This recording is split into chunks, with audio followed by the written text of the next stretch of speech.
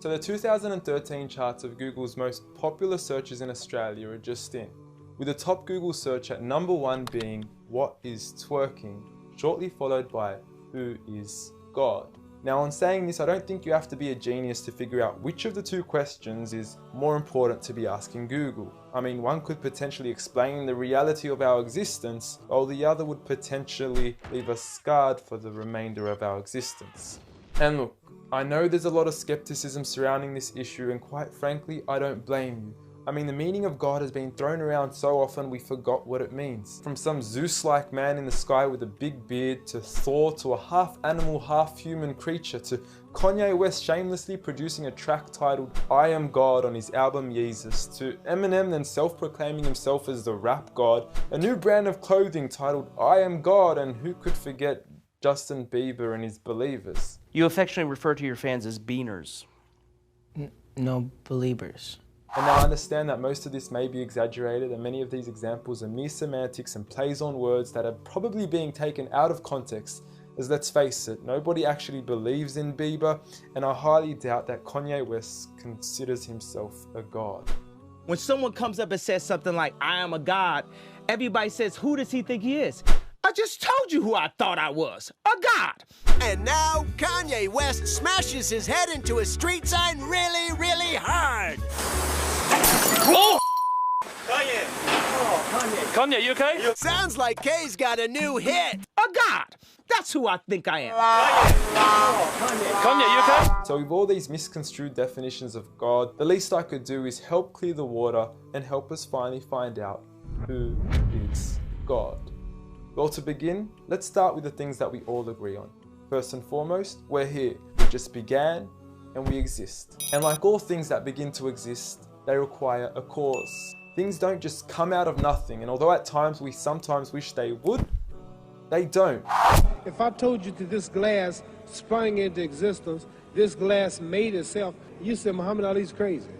So in saying that, knowing the cause of us is crucial to understanding who God is. Although we are able to explain that we did have a beginning, as many leading cosmologists have affirmed, we are still left unanswered as to what was the cause of our beginning. And before you lash out saying, "Oh, but we can't see what happened before we began," or "you can't prove there was a creator," we say quite openly, neither can you disprove a creator. And by observing the reality of our world and our existence, its order, its structure, and the systems, I see no reason not to believe in a creator.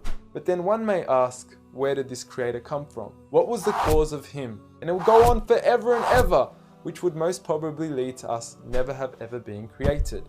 So for God to exist, he must exist without a beginning, therefore not requiring a cause, making him eternal. He should also be transcendent from his creation and not bound by any of the realms he had created, whether it is time, space, or matter. For instance, when Steve Jobs makes an iPhone, he doesn't become the iPhone, he is separate.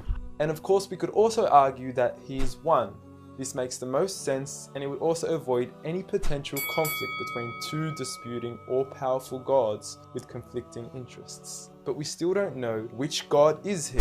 Are you Zeus? Are you Thor?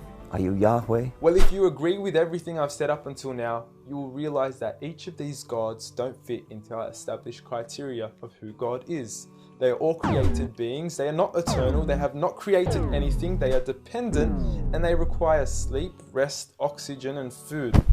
So who is the one and only true God? I present to you a God who is one and only, eternal, exists without a beginning, who was uncreated, requiring no cause for himself, yet being the absolute cause and creator of everything else. Allah.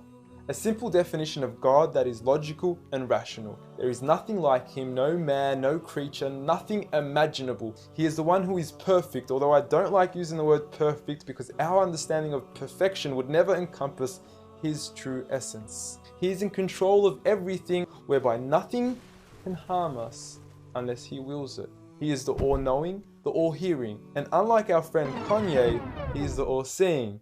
Many of us would then argue that although these verses do provide a logical and sound concept of God, how do we know that these words are indeed the words of God? Well, first and foremost, the Quran isn't just any book. It It was revealed over 1400 years ago as direct revelation from God to the final prophet Muhammad, peace be upon him, and was sent as the most eloquent piece of literature to before mankind.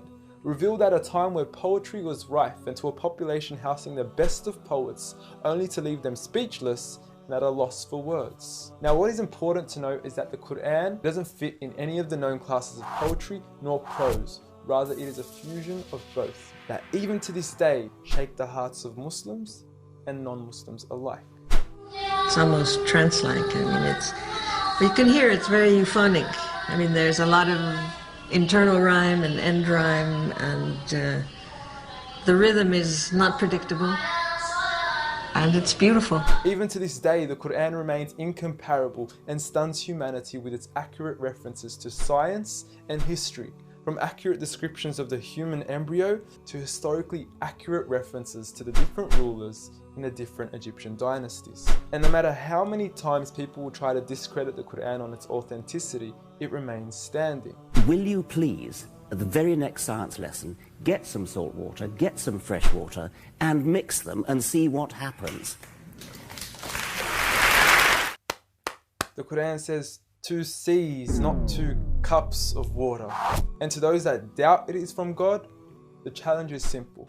Bring forth something that can compare. And now, although this challenge has been attempted multiple times throughout the past, history has witnessed that no man has been able to rival the Quran.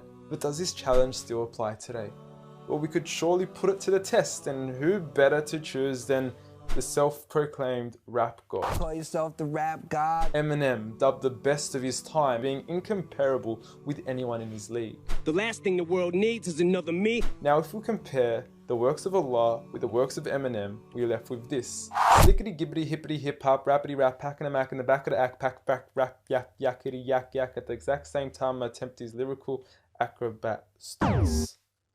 Look, content-wise, I don't know. However, we can't deny that lyrically he is impressive. He has rhythm, rhyme, style, alliteration, and assonance. A short video online even indicates that in one of his songs he almost made every second to third word rhyme. But how does he compare with the Quran's smallest chapter of 3 verses, Surah Al-Kawthar?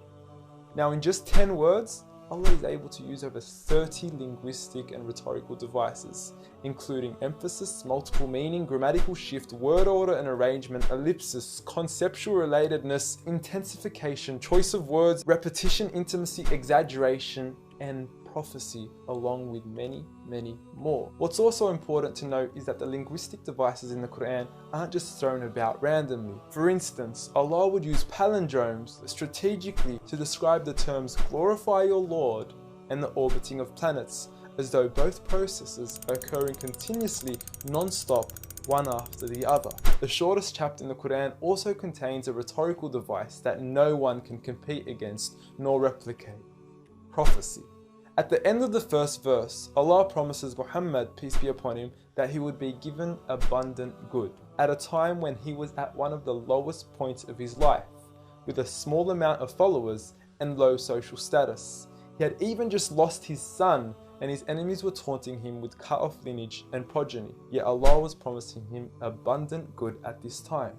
Such was the prophecy of the Quran, and we certainly indeed see its fulfillment today, with the Quran being the most recited, memorized and practiced book across the entire world, with over 1.6 billion followers today from all walks of life.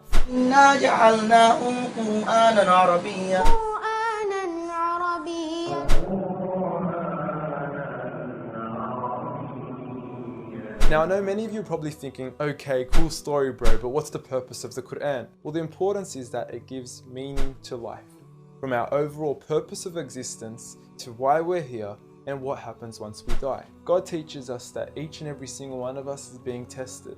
We weren't created for mere play, we were created with a purpose, and that is to be obedient to God and His rules. Those who believe, there is reward, and those that don't and are arrogant, there is a punishment. And look, I apologize for trying to squeeze all this into one small video, but I've given you everything you need to know who God is and why we are here. So read.